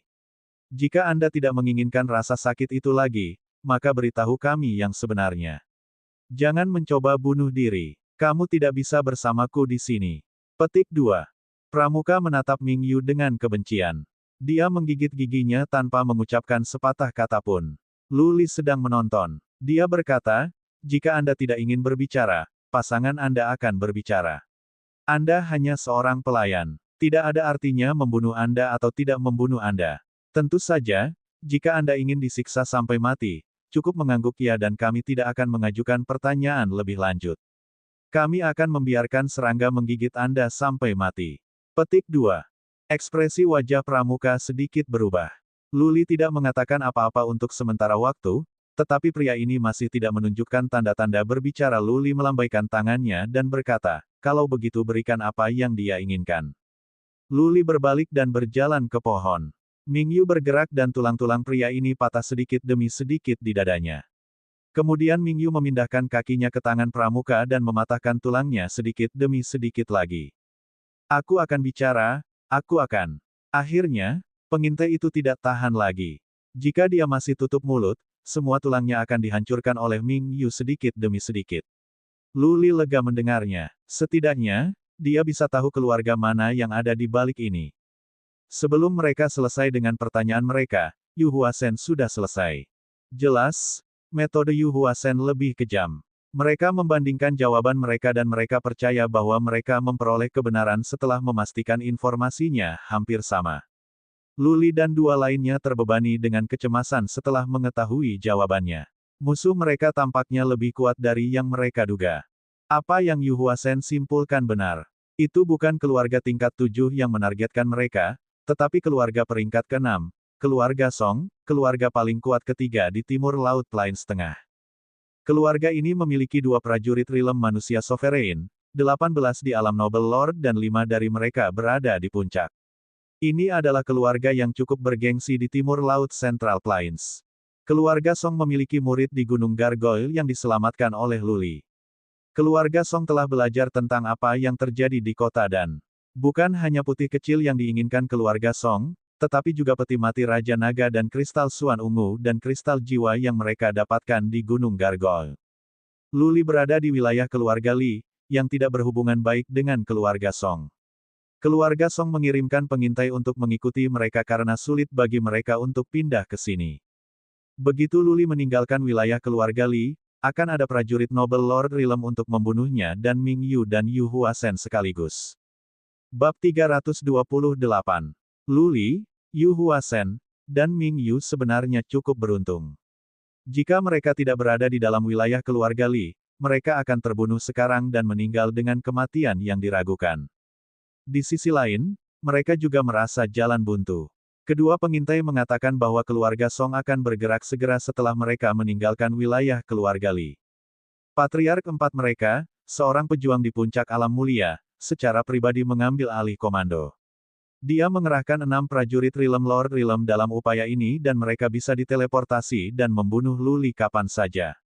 Oleh karena itu, tidak peduli kemana Lu Li pergi, timur atau kembali ke bagian utara dataran tengah, dia dan Yu Huasen dan Ming Yu akan menghadapi situasi yang sama selama mereka keluar dari wilayah keluarga Li. Keluarga Song, para bangsawan Rilem Lord Rilem akan diteleportasi dan membunuh mereka dengan segera. 1 komandan di puncak Rilem Lord Nobeem dan 6 prajurit lainnya di Rilem Lord Nobeem merencanakan serangan. Yu Huasen dan Ming Yu bukan dewa. Setelah perkelahian pecah, mereka akan mati. Tidak ada jalan keluar. Lu Li memikirkannya. Ada cara, untuk mengungkapkan identitasnya sebagai murid keluarga Lu, maka keluarga Song mungkin menyerah. Namun, bagaimana jika musuh Lu Ren Huang datang? Lu Li akan mati dengan kematian yang lebih mengerikan. Lu Li duduk di bawah pohon, berpikir, sementara Ming Yu dan Yu Huasen terus meminta informasi dan memikirkan jalan keluar. Setelah beberapa saat, Ming Yu tiba-tiba datang dan berkata, Tuan Muda, kita akan memasuki wilayah keluarga Han ke arah timur. Apakah Anda pikir kita bisa mempercayai keluarga Han? Keluarga Han. Nama itu sudah agak asing bagi Lu Li, tetapi dia bertanya dengan bingung, apa keluarga Han? Terkait dengan kita bagaimana? Ming Yu menjelaskan, Han Yue, kami telah menyelamatkan orang-orang keluarga Han di Gunung Gargoyle. Oh, benar. Luli teringat gadis berusia 13 atau 14 tahun itu. Dia bertanya, keluarga Han kuat. Juga keluarga peringkat ke-6. Kantor pusat mereka berada di daerah api mistik dan 10 daerah sekitarnya adalah milik mereka, Ming Yu menjelaskan. Keluarga Han kuat. Luli kaget tapi kemudian dia menggelengkan kepalanya dan berkata, hanya ada beberapa prajurit rilem kekal yang melindungi Han Yue itu. Kurasa dia tidak cukup dihargai di keluarga Han. Untuk ini, Ming Yu tidak punya jawaban. Juga, akankah keluarga Han mengembalikan kedermawanan mereka dengan kebencian? Akankah keluarga Han bertarung demi si putih kecil juga? Han Yue telah melihat betapa kuatnya Little White. Yu Huasen berjalan mendekat dan dia mendengar apa yang mereka bicarakan. Yu Huasen memikirkannya dan berkata, ayo kembali ke kota dulu. Kita akan bertanya-tanya tentang Han Yue dan statusnya di keluarga Han. Jika dia dihargai di keluarga Han, maka kita dapat meminta mereka untuk melindungi kita dari wilayah armor mistik. Petik 2. Luli dan Yu Huasen juga berpikir begitu. Mereka berlari kembali ke kota. Kedua pengintai itu sudah terbunuh oleh Yu Huasen. Yu Huasen adalah orang yang galak dan kuat. Orang seperti dia tidak akan meninggalkan jalan keluar yang longgar. Luli dan Ming Yu pergi ke sebuah kedai minuman setelah mereka berada di kota sementara Yu Huasen keluar untuk mendapatkan informasi. Setelah 1 jam, dia kembali dan berkata dengan gembira, Tuan muda, Anda menyelamatkan Han Yue secara tidak sengaja, tetapi dia sangat penting di keluarga Han. Bagaimana? Luli dan Ming Yu terkejut. Jika dia penting, lalu mengapa hanya ada beberapa prajurit Eternal Realm melindunginya? Yu Huasen menjelaskan, Nona Han Yue dilahirkan di luar nikah. 2 tuan muda lainnya adalah sepupunya. Lebih dari 10 tahun yang lalu, patriark keluarga muda dari keluarga Han, Han Wuxin, bertemu dengan seorang gadis cantik ketika ia bepergian ke bagian utara dari Central Plains. Dia pergi setelah berdiri 1 malam. Namun, gadis itu dan dia melahirkan Lady Han Yue. Gadis itu tidak tahu bahwa Han Wuxin adalah patriark keluarga muda dan dia telah mengangkat Han Yue sendirian. Beberapa waktu lalu, dia menemukan jawabannya dan dia menghubungi Han Wuxin. Han Wuxin datang untuk menjemput Han Yue setelah dia tahu dia adalah putrinya. Karena dia dilahirkan di luar nikah, Han Wuxin tidak membuat keributan besar tentang hal itu. Dia hanya mengirim beberapa prajurit rilem abadi untuk mendapatkannya. Dia pikir mereka akan lebih aman karena mereka akan mengambil kapal lapis baja dari Pavilion Delicacy. Kau tahu apa yang terjadi selanjutnya? Di luar nikah, Luli mengerutkan kening dan berkata dengan ragu, jika demikian, maka Han Wuxin akan merahasiakan informasi itu. Bagaimana kamu tahu? Hahaha. Yu Huasen tertawa dan menjelaskan, kamu bisa bertanya kepada siapa saja dan kamu akan tahu ini. Masalahnya telah menyebar ke seluruh bagian utara dan timur laut dari Central Plains. Ibu Han Yue tidak mengirimnya untuk membangunkan Bloodline. Ketika Han Yue datang ke keluarga Han, dia dikirim ke kuil. Apakah Anda tahu Bloodline macam apa yang dia bangun? Petik 2. Luli dan Ming Yu saling memandang dan berkata, ketujuh. Ke-8. Yu Huasen berseru, dalam sejarah keluarga Han, hanya ada 2 prajurit dari Bloodline peringkat 8. Han Yue sangat diberkati. Tuan muda, Anda sangat beruntung. Han Yue sekarang sangat dihargai di keluarga Han. Kami akan diperlakukan sebagai tamu terhormat di Mystic Fire Region. Petik 2. Apa? Petik 2. Luli dan Ming Yu saling memandang tanpa berkata-kata. Jika bukan Yu Huasen yang memberitahu mereka, mereka tidak akan membelinya. Bloodline peringkat ke-8. Itu bukan kejadian umum bahkan di keluarga tingkat 8. Han Yue sangat diberkati. Mereka berdua memikirkan gadis muda itu dan mereka tidak bisa percaya bahwa dia adalah gadis yang berbakat dengan Bloodline peringkat 8. Kalau begitu ayo pergi. Mereka harus mencoba peluang mereka karena kesempatan seperti itu telah muncul dengan sendirinya ketika mereka putus asa. Han Yue dihargai di keluarga Han. Mereka adalah orang-orang yang menyelamatkan Han Yue sehingga keluarga Han tidak akan memperlakukan mereka dengan buruk. Kalau tidak, itu akan menjadi tempat kotor pada reputasi keluarga Han. Mereka mengenakan masker golem mitral mereka dan berganti pakaian. Luli mengenakan jubah yang indah dan bertindak seperti orang kaya yang tampan. Mereka dengan cepat meninggalkan kedai minuman dan kemudian berteleportasi ke kota wilayah. Jika mereka ingin pergi ke wilayah api mistik, mereka harus pergi ke kepalan kota wilayah. Luli melihat beberapa pengintai keluarga Song segera setelah mereka tiba di kota wilayah ini. Mungkin saja setiap kota di dekatnya memiliki pengintai keluarga Song untuk mengawasi mereka. Ayo pergi ke Mystic Fire City. Luli melangkah ke formasi teleportasi. Yu Huasen membayar kristal Suan. Dengan tatapan tajam, mereka menghilang ke dalam formasi teleportasi. Para pengintai di alun-alun berlari ke kejauhan untuk mengirim kembali laporan tentang keberadaan Luli. Sebenarnya, tidak peduli bagaimana Luli dan Yu Huasen dan Ming Yu menyamar, mereka bisa dikenali dengan mudah. Jika Yu Huasen dan Ming Yu tidak memakai topeng, wilayah mereka bisa dideteksi. Juga, Luli hanya pada tahap awal dari Soul Pond Realm. Ini semua bisa disimpulkan dengan mudah. Formasi teleportasi di Mystic Fire City melotot. Disinilah keluarga Han berada. Keluarga Song telah mengirim pengintai di sini juga, tetapi tidak ada yang mulia Lord Realm. Mereka tidak berani bergerak di kota yang akan membuat keluarga Han kesal. Begitu Luli melangkah keluar dari formasi teleportasi, dia melihat sekeliling dengan gugup. Ketika mereka memastikan bahwa tidak ada prajurit Noble Lord Realm, mereka bertiga lega. Luli berjalan bersama Yu Huasen dan Ming Yu. Dia memandang seorang pemimpin tim di puncak alam abadi, menangkupkan tinjunya dan berkata, "Aku Luli dan aku pernah menyelamatkan Nona Han Yue. Nona Han Yue mengundang kami dengan anggun untuk datang ke sini dan berkunjung. Kebetulan kami melewati jadi kami ingin bertemu Nona Han Yue. Silakan laporkan untuk kami." Petik 2. Suara Luli begitu keras sehingga banyak orang di plaza mendengarnya. Dia sengaja melakukannya. Dia harus memberitahu orang lain bahwa dia adalah orang yang menyelamatkan Han Yue. Jika keluarga Han ingin melukainya, mereka harus memikirkannya dua kali. Pemimpin tim melihat jubah indah yang dikenakan Luli dan dia tidak bisa mendeteksi ranah keduanya mengikuti Luli. Pemimpin tim tidak mampu memperlakukan mereka dengan ringan. Dia mengirim orang untuk melapor sementara dia sendiri menunjukkan Luli dan dua lainnya ke keluarga Han. Bab 329. Keluarga Han menerima Luli dan dua lainnya dengan penuh hormat. Luli telah mempublikasikan masalah ini. Jika keluarga Han tidak bertindak anggun, orang akan mengatakan bahwa keluarga Han kurang sopan santun. Kisah Han Yue telah tersebar luas. Han Yue benar-benar dihargai di keluarga Han. Penyelamatnya datang sehingga keluarga Han harus menganggap serius kunjungan itu. Han Wuxin keluar bersama Han Yue secara pribadi untuk menyambut Luli, Yu Huasen dan Ming Yu di halaman mereka. Han Wuxin tampaknya baru berusia sekitar 40 tahun. Dia berada pada tahap awal Realm Lord Nobem. Dia memiliki penampilan yang baik dan dia tampak seperti orang yang romantis. Dapat dimengerti bahwa dia akan pergi setelah berdiri satu malam dengan ibu Han Yue. Han Yue senang melihat Luli. Dia membungkuk dan dengan malu-malu berkata, "Salam, Tuan Muda Lu dan Tuan-tuanku." Bloodline peringkat 8 memang. Luli dan dua lainnya melihat leher Han Yue. Mereka terkejut melihat tanda hitam.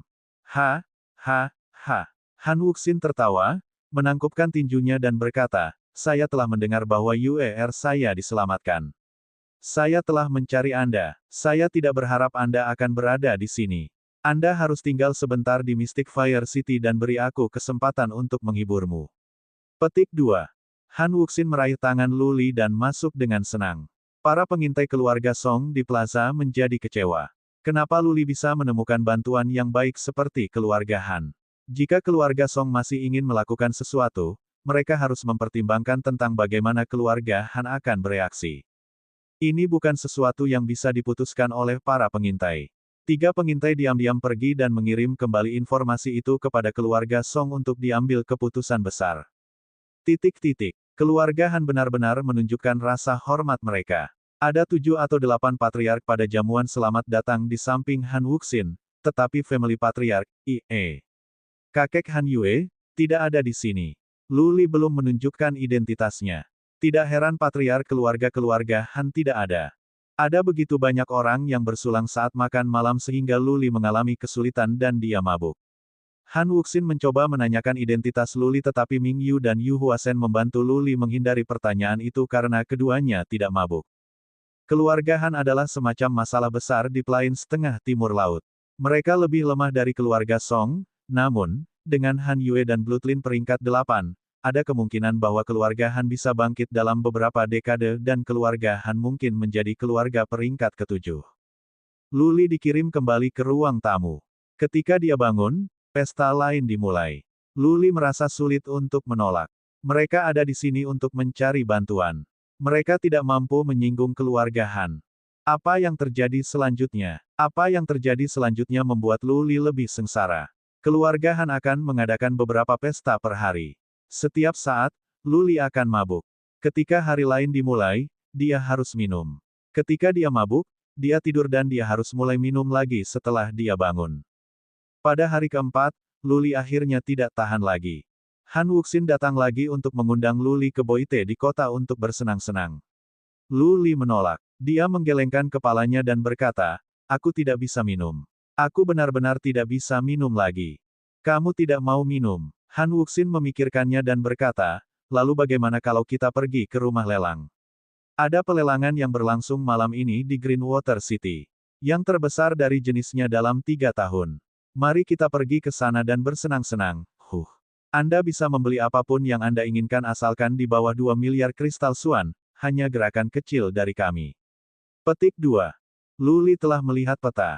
Dia memiliki pengetahuan tentang pasukan di bagian Central Plains ini. Kota Air Hijau adalah tempat Paviliun Air Hijau berkantor pusat. Ini adalah angkatan ke-7. Keluarga Han berafiliasi dengan Paviliun Air Hijau. Apa yang dimaksud Han Wuxin jelas, Lu Li telah menyelamatkan Han Yue, dan keluarga Han ingin membalas budi dengan memberi Lu Li 2 miliar Suan kristal. Tapi aneh memberinya Suan kristal secara langsung. Akan lebih baik bagi Lu Li untuk menawar beberapa harta dan itu akan membuat keluarga Han terlihat lebih baik. 2 miliar. Lu Li mengangguk pada dirinya sendiri. Keluarga Han benar-benar menghargai Han Yue. Sangat murah hati memberinya 2 miliar Suan kristals. Tuan Wuxin, ini terlalu banyak. Lu Li menggelengkan kepalanya dan berkata, "Aku tidak ingin pergi ke pelelangan. Sebenarnya aku ada di sini karena aku ingin bertanya, kelihatannya aku terlalu picik tapi aku benar-benar tidak punya yang lain pilihan. Maafkan saya, Tuan Wuxin." Petik 2. Han Wuxin menjadi gugup. Lu Li menginginkan sesuatu yang lain, tetapi dia tidak mau mengambil 2 miliar. Apakah dia akan menuntut harga selangit? Lu Li datang ke sini secara pribadi dan dia berteriak bahwa dia menyelamatkan Han Yue di depan umum. Itu sudah membuat Han Wuxin merasa Lu Li sebagai seseorang yang picik. Tentu saja, Han Wuxin berkata sambil tersenyum, "Kami sangat berhutang budi kepada Anda, Tuan Muda Lu. Beritahu kami, selama saya bisa melakukannya, saya tidak akan mengatakan sepatah kata pun." "Terima kasih, Tuan Wuxin." Lu Li langsung ke titiknya, "Kami ingin pergi ke Mystic Armor Region. Sejujurnya, aku adalah murid keluarga Lu yang jauh terkait. Aku ingin pergi ke salah satu paman saya untuk berlindung, tetapi kami memiliki beberapa musuh mengejar kita. Jadi, kita bertanya-tanya apakah keluarga Han dapat meminta seorang prajurit di puncak Realm Lord Nobeem untuk melindungi kita, sampai kita tiba di Mystic Armor Region." Petik 2. Oh begitu. Petik 2. Han Wuxin merasa lega. Dia pikir Lu Li akan menyebutkan sesuatu yang keterlaluan. Yang diinginkan Lu Li adalah sepotong kue. Lu Li telah membuka identitasnya. Han Wuxin telah menyelesaikan banyak keraguan, seperti mengapa ada 2 pejuang Realm Lord Realm bersamanya dan bagaimana mungkin Little White adalah binatang kecil yang begitu kuat. Semua masuk akal sekarang bahwa Lu Li adalah murid keluarga Lu. Bukan hal yang aneh bagi murid yang jauh dari keluarga Lu untuk ingin kembali ke Mystic Armor Region. Murid keluarga Lu. Senyum Han Wuxin bermekaran. Bahkan seorang murid yang berhubungan dengan jauh masihlah seorang yang berasal dari keluarga Lu. Han Wuxin dengan percaya diri berkata, "Tuan Muda Lu, tenangkan pikiranmu. Aku akan meminta patriark ketiga kami untuk melindungimu secara pribadi. Aku akan pergi denganmu juga. Tidak akan memakan waktu lama, sepotong kue, ayo pergi. Ayo pergi ke kota air hijau dan bersenang-senang. Kita akan membicarakannya ketika kita kembali." "Terima kasih, Tuan Wuxin." Lu Li sangat gembira. Patriark ketiga keluarga Han berada di puncak alam Dewa Mulia. Han Wuxin, putra dari keluarga patriark keluarga Han, akan pergi juga. Bagaimana keluarga Song bisa melakukan apapun sekarang? Selama mereka bisa tiba di Mystic Armor Region, Lu Li akan berhenti mengkhawatirkan keluarga Song. Ketika dia menyatakan bahwa dia berasal dari keluarga Lu, siapa yang berani menumpangnya? Yu Huasen dan Ming Yu ada di sebelah mereka. Mendengar janji-janji Han Wuxin, mereka lega. Mereka belum begitu kuat untuk berhadapan dengan keluarga Song. Lu Li merasa lega karena bebannya diturunkan. Han Wuxin menyeret Lu Li keluar dan berkata, "Tuan Muda Lu, nanti ketika kita sampai ke pelelangan, Anda bisa menawar apapun yang kurang dari 2 miliar kristal Suan. Itu gerakan sederhana. Jangan menolak sekarang." Lu Li tidak peduli jika dia bisa mendapatkan harta lagi. Tidak ada yang lebih penting daripada Han Wuxin mengirimnya ke Mystic Armor Region. Tapi bagaimana dia bisa menolak kedermawanan Han Wuxin? Dia harus pergi ke kota air hijau dan kemudian dia dapat secara acak menawar sesuatu yang bernilai beberapa ratus juta kristal Suan. 3 leluhur dari Realm Lord Realm berada di luar dengan Han Yue di tengah. Itu adalah kesaksian tentang betapa keluarga Han menghargai dia. Tuan Muda Lu. Han Yue dengan malu-malu menatap Lu Li. Gadis itu baru berusia 13 atau 14 tahun dan dia belum sepenuhnya berkembang. Tapi dia memiliki wajah tampan Han Wuxin. Dia terlihat sangat cantik dengan fitur-fitur halus dan sangat cantik. Ikut denganku, Xiao Yue. Jika kamu menemukan sesuatu yang kamu suka, katakan padaku dan aku akan membelinya untukmu. Han Wuxin meraih tangan Han Yue.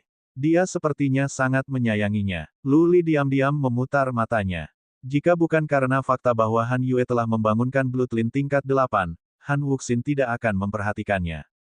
Mereka berjalan ke alun-alun dan melangkah ke formasi teleportasi. Mystic Fire City adalah kota wilayah sehingga terhubung dengan banyak kota wilayah lainnya. Kota air hijau tidak jauh dari sana. Keluarga Han berafiliasi dengan paviliun air hijau sehingga orang bisa berteleportasi antara dua kota. Dengan tatapan tajam, mereka tiba. Lu Li dan Han Yue pusing. Mereka beristirahat untuk pulih. Lu Li melirik dan mendapati diri mereka di kota yang sangat megah. Ini pasti kota air hijau tempat paviliun air hijau peringkat ke-7 berada. Berdengung. Tepat ketika mereka berjalan keluar dari formasi teleportasi, yang lain menyala dan kemudian 5 orang keluar. Yu Huasen, Ming Yu dan Lu Li langsung merasa mereka dipandang dengan dingin. Mereka melihat kembali sekaligus. Oh, lagu dia. Han Wuxin adalah tentang menunjukkan mereka ke timur ketika dia melihat siapa yang melangkah keluar dari formasi teleportasi lain. Dia tersenyum, berjalan mendekat dan berkata, "Kakak Song dia, Kakak Song Qi, kamu ada di sini untuk pelelangan juga. Apakah kamu menemukan sesuatu yang kamu sukai di sini?" Song He, Song Qi, Song Family, Lu Li, Ming Yu dan Yu Huasen saling memandang. Pikiran mereka terbebani dengan kecemasan. Yu Huasen dan Ming Yu sedang bersiap untuk bertarung sampai napas terakhir mereka. Keluarga Song telah mengirim orang begitu cepat dan kelima orang itu berada di alam Dewa Mulia. Mereka datang dengan niat buruk. Bab 330. Pemimpin prajurit keluarga Song itu adalah Song He, yang berada pada tahap selanjutnya dari alam Dewa Mulia. Dia tampak seperti setengah baya, tetapi jika seseorang memberitahu Lu Li bahwa Song dia sebenarnya telah hidup selama ratusan tahun, Lu Li akan mempercayainya. Sebenarnya, tidak mengherankan jika seorang wanita cantik sebenarnya berusia lebih dari 400 tahun. One Fate Will dapat memperluas hidup seseorang hingga 500 tahun. Seorang prajurit akan memiliki 9 roda takdir di puncak alam abadi, secara teoritis, memiliki 400-500 tahun kehidupan. Tentu saja, teori tidak akurat. Prajurit di puncak alam abadi biasanya bisa hidup selama lebih dari 2000 tahun. Ketika kehidupan seseorang diperluas, proses penuaan akan melambat juga. Penampilan tidak akan menunjukkan usia sebenarnya lagi. Song He dan Han Wuxin bertukar salam. Lalu Song He tiba-tiba menoleh ke Lu Li dan Han Yue dan berkata sambil tersenyum, "Wuxin, ini pasti anak perempuanmu yang berbakat." Han Wuxin berkata dengan bangga, "Ya, ini putriku, Han Yue." Han Yue datang dan menyapa Paman Song He. Han Yue tidak terbiasa dengan situasi seperti ini. Dia membungkuk dan dengan malu-malu berkata, "Halo, Paman Song He." Song He memuji Han Yue sebentar. Lalu ia dengan santai berkata, "Wuxin, nanti, datang dan temukan aku karena aku punya hal untuk dibicarakan denganmu." Ini tentang istana roar surga. Oh, Han Wuxin tertarik. Dia mengangguk dan berkata, "Oke, Aku akan pergi ke kamu nanti. Song dia mengangguk dan pergi tanpa mengambil tindakan apapun. Luli, Yu Huasen dan Ming Yu saling memandang, entah bagaimana merasa tidak nyaman. Apakah Song Family akan menegosiasikan beberapa persyaratan dengan Han Wuxin, berharap keluarga Han akan memberikan Luli. Keluarga Song lebih kuat dari keluarga Han. Keluarga Song dapat membujuk keluarga Han dengan memberi mereka beberapa kepentingan dan bekerja sama dengan keluarga Han untuk mengalahkan Luli dan dua lainnya. Luli bisa mati tanpa tahu apa yang sedang terjadi. Namun, Luli bisa mengatakan langsung kepada Han Wuxin bahwa musuh mereka adalah keluarga Song. Tapi bagaimana jika Han Wuxin berubah pikiran? Bagaimana jika dia tidak ingin mengecewakan keluarga Song atas Luli? Han Wuxin membawa mereka ke rumah lelang. Luli tidak mengatakan apa-apa di sepanjang jalan. Yu Huasen dan Ming Yu juga menunduk dan mempertimbangkannya dalam diam. Rumah lelang tepat di sebelah timur alun-alun, dan itu bisa dilihat di pintu masuk alun-alun. Rumah lelang itu luar biasa, lebih besar dari rumah lelang surga hukuman. Ada 10 penjaga di pintu, semua pada tahap awal dari alam abadi. Han Wuxin tampaknya biasa di sini. Para pengawal membungkuk padanya dan membiarkannya masuk secara langsung. Mereka dibawa ke kamar pribadi di lantai 2 rumah lelang. Kamar pribadi itu cukup luas untuk lebih dari selusin orang. Ada 2 pelayan di sini dan semua jenis buah-buahan dan anggur tersebar di atas meja. Sejak Luli masuk, dia duduk diam tanpa memperhatikan rumah lelang.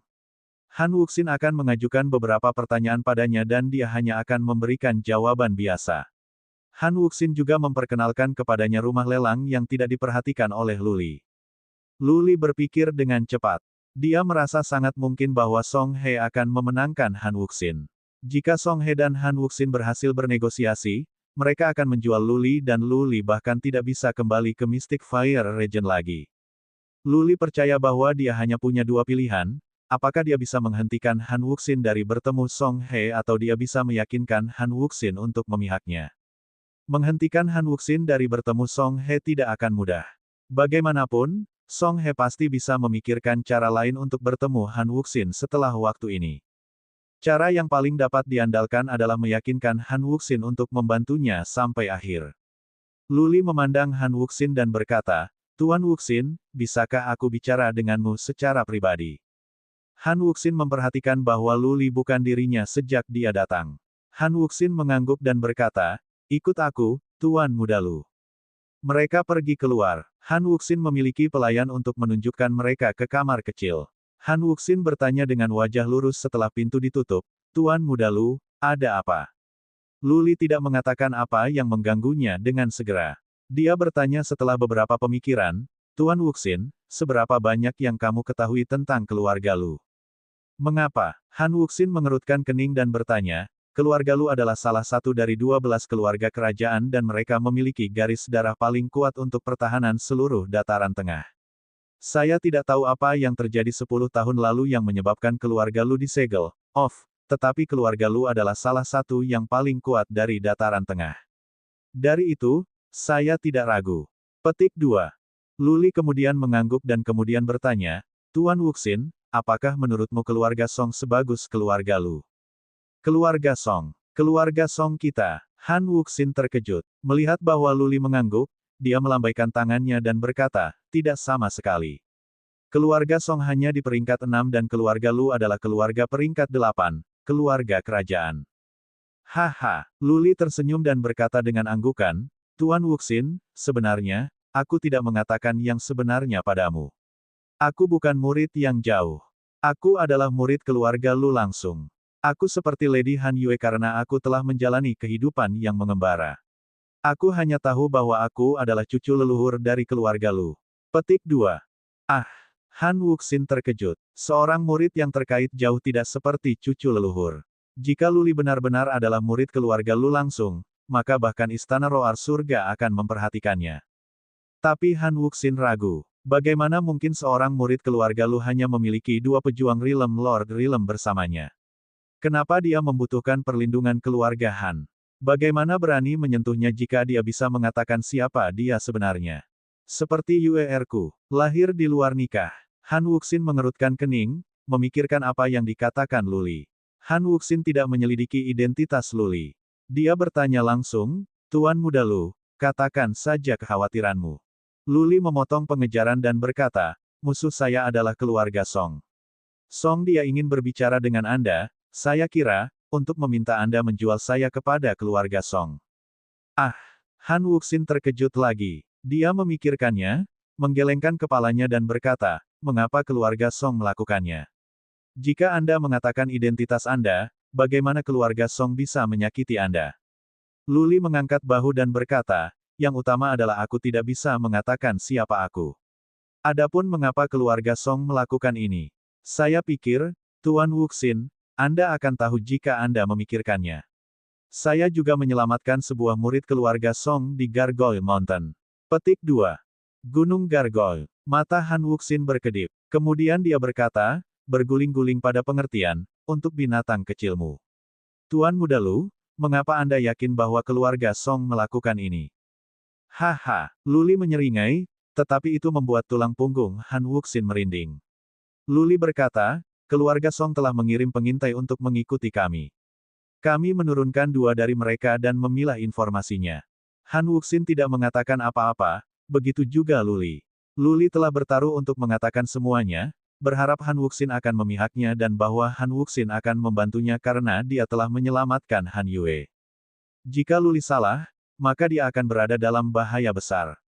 Keluarga Han bisa mengambil tindakan rahasia untuk membunuhnya secara langsung.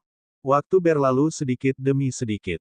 Setelah waktu untuk satu dupa untuk membakar, Han Wuxin akhirnya berkata, Tuan Muda Lu, apakah Anda memiliki token identitas keluarga Lu? Jika demikian, maka keluarga Song tidak akan memiliki nyali untuk menyakiti Anda pasti.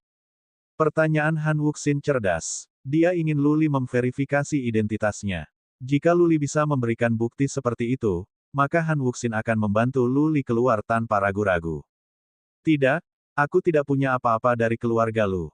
Luli mengangkat tangannya dan dengan jujur berkata, aku hanya ingin memberitahumu kembali di Gunung Gargoyle, aku bisa menyembunyikan identitas dan binatang buasku, tetapi aku memilih untuk tidak menyelamatkan orang.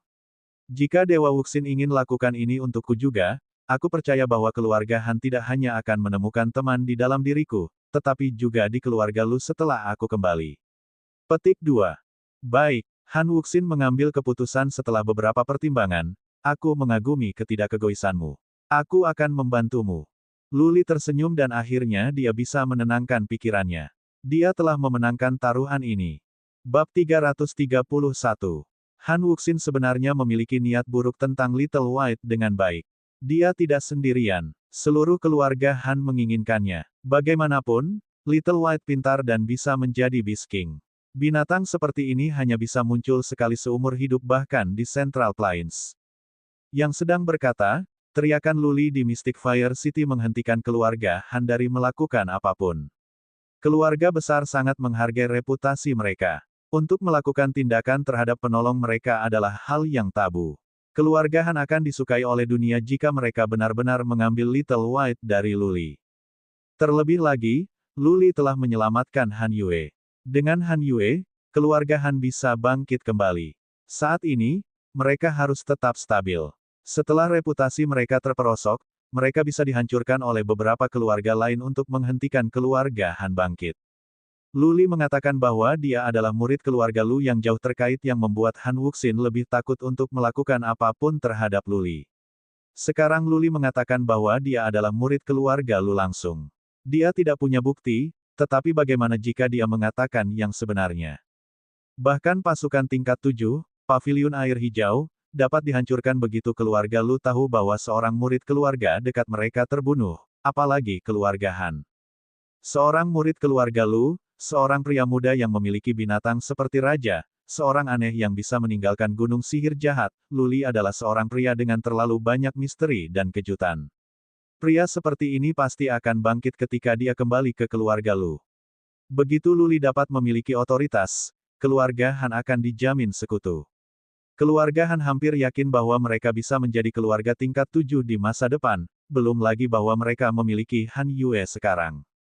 Han Wuxin adalah patriark keluarga muda dari keluarga Han, patriark Hall of Combat dan patriark keluarga formal masa depan.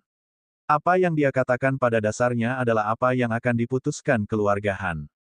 Luli menenangkan pikirannya. Dia kembali ke kamar pribadi bersama Han Wuxin. Pelelangan telah dimulai dan 2 keping harta telah terjual. Luli tidak begitu menyukai harta karun itu. Dia sudah cukup di dalam peti mati Raja Naga, tetapi hanya saja dia tidak bisa membukanya sekarang. Juga, wilayah kekuasaannya rendah. Bahkan harta yang kuat tidak akan banyak berguna baginya saat ini. Han Wuxin dengan hormat mengundang Luli untuk menawar sesuatu dan mendorong Han Yue untuk mengajukan tawaran juga. Han Yue bersemangat tinggi. Dia membeli beberapa harta tetapi harganya murah, hanya bernilai puluhan juta kristal Suan. Pelelangan di sini jauh lebih baik daripada yang di kota penjara surga. Luli melihat bahwa orang akan menawar lebih dari 100 buah ular surga dalam sekali jalan dan barang lelang lainnya akan bernilai lebih dari puluhan miliar atau bahkan ratusan miliar kristal Suan. Jarang ada yang bernilai jutaan kristal Suan. Luli akhirnya mengajukan tawaran karena Han Wuxin sangat tulus. Luli menginginkan rumput mistik, baik untuk jiwa. Itu hanya sesuatu yang dia butuhkan. Tapi itu tidak terlalu mahal. Tawaran terakhir adalah 80 juta Suan Crystals. Keluarga Han akan membalas budi Luli tetapi mereka tidak akan membutuhkan biaya banyak. Apa yang dilelang selanjutnya menyilaukan Luli. Semua itu adalah harta yang Luli belum pernah dengar. Han Wuxin mengundang Luli untuk menawar sesuatu, tetapi Luli menolak. Han Wuxin tahu apa yang dipikirkan Luli sehingga dia tidak bersikeras. Han Wuxin dalam suasana hati yang sangat baik. Dia membeli baju besi tingkat atas yang cukup dengan biaya 700 juta Suan kristal dan memberikannya kepada Han Yue. Han Yue sangat senang bahwa dia hampir menangis. Dia tidak pernah memiliki ayah yang tumbuh dewasa dan sekarang celahnya telah ditutup.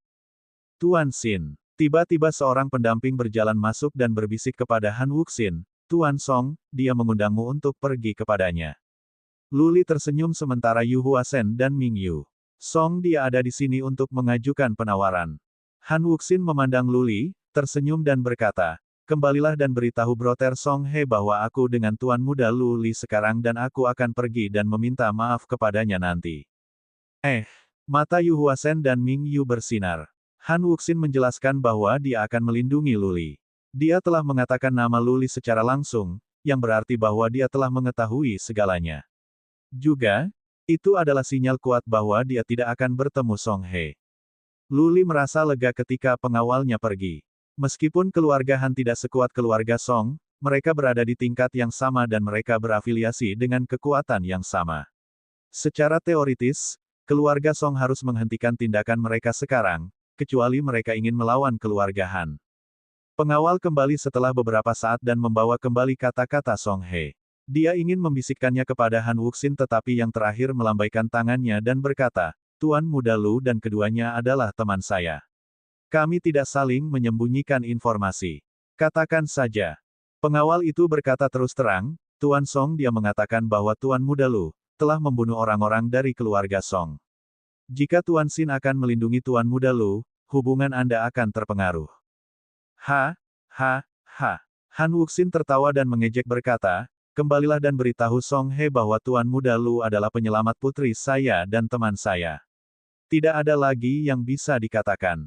Kembalilah segera setelah itu. Han Wuxin telah membuat pernyataan yang jelas. Dia akan memihak Luli bahkan jika itu berarti tidak menyenangkan keluarga Song. Luli menangkupkan tinjunya ke Han Wuxin dengan penuh rasa terima kasih. Han Wuxin kembali dengan tersenyum, tidak khawatir sedikit pun. Para pengawal kembali setelah dia menyampaikan kata-kata. Pelelangan masih berlangsung dan sekarang hampir selesai. Beberapa bagian terakhir sedang ditawar. Luli, Yu Huasen, dan Ming Yu merasa cukup nyaman. Mereka bisa pergi ke Mystic Armor Region setelah mereka kembali ke Mystic Fire City ketika pelelangan selesai. Beberapa bagian terakhir adalah harta langka. Bahkan ada artefak kelas Suan Suci, yang harganya telah dinaikkan menjadi 5 miliar kristal Suan, mengejutkan Luli. Baiklah, kalau begitu kita punya yang terakhir kecuali satu. Nyonya rumah yang indah dari rumah lelang mengangkat tangannya ketika seorang pria yang kuat datang dengan harta yang ditutupi oleh kain merah sehingga orang tidak bisa melihatnya. Nyonya rumah yang cantik itu tersenyum dan berkata, ini hal yang menyenangkan. Kami mendapatkannya dari situs bersejarah. Tapi, kami tidak dapat menetapkan harga karena kami tidak bisa mengenalinya. Jika ada di antara Anda yang mengetahuinya, tolong beritahu kami agar kami dapat memperluas pikiran kita bersama. Petik 2. Tidak tahu. Banyak orang tertarik. Luli merasa dia pernah mendengarnya di suatu tempat, tetapi di mana? Lalu dia ingat, kembali ke surga menghukum rumah ketika dia menawar tetesan darah itu, rumah lelang mengatakan bahwa mereka tidak yakin tentang hal itu. Luli memandang dengan penasaran. Nyonya rumah yang cantik meluncurkannya dan semua orang menatap cakar emas besar. Itu benar, pria yang kuat itu memegang cakar emas besar. Jelas, itu dipotong dari Swan Beast yang kuat. Cakar itu berwarna emas seolah-olah itu dilemparkan ke dalam emas. Ada sisik kecil di atasnya, memancarkan nuansa logam dingin. Meskipun itu hanya cakar, orang sudah merasa sulit bernapas. Betapa kuatnya binatang buas itu bisa melampaui imajinasi. Binatang buas itu setidaknya harus menjadi raja binatang buas. Mata Han Wuxin bersinar dan dia berkata dengan suara rendah, ini luar biasa. Ada 3 tetes darah di cakar yang mencegahnya membusuk dan membuatnya begitu kuat. Jika itu benar-benar berasal dari Raja Binatang Buas, maka cakar itu adalah tak ternilai. Ho, Han Wuxin merasa ada sesuatu yang salah. Dia tiba-tiba menatap Luli yang terengah-engah. Otot-ototnya bengkak dan matanya bersinar dalam cahaya perak. Ki dan energi yang kuat dan tak terkatakan membuatnya menjadi binatang berbentuk manusia. Han Wuxin meraih Luli dan berteriak, "Kakak Lu, ada apa?" Ming Yu, Yu Huasen dan yang lainnya semua memandang Luli dengan gugup. Mereka tidak tahu mengapa Luli bertindak seperti ini. Luli tidak memperhatikan mereka. Mata peraknya terkunci pada cakar emas di lantai bawah. Dia berkata dengan suara kasar, aku harus memilikinya. Aku harus memilikinya dengan cara apapun.